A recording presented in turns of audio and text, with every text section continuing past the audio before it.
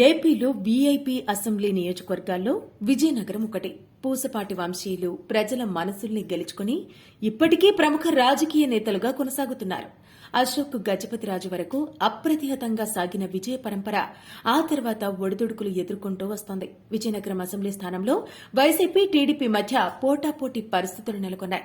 విజయనగరం నగరపాలక సంస్థలో చేపట్టిన అభివృద్ది కార్యక్రమాలు తనను గెలిపిస్తాయని వైసీపీ అభ్యర్థి, సిట్టింగ్ ఎమ్మెల్యే కోలగట్ల వీరభద్రస్వామి ధీమా వ్యక్తం చేస్తున్నారు.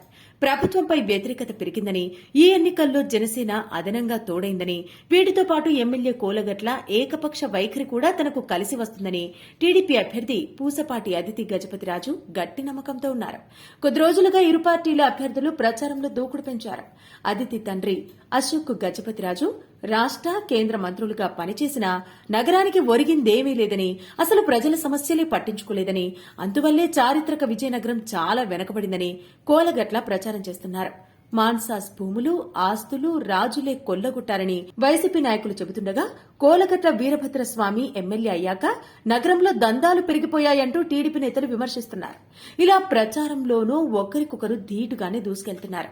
కాగా విజయనగరం అసెంబ్లీ నుంచి అశోక్ గజపతిరాజు ఒక్కసారి 1000 ఓట్ల తేడాతో ఓడారు. గత ఎన్నికల్లో ఆయన కుమార్తె 7000 ఓట్లతో ఓడారు.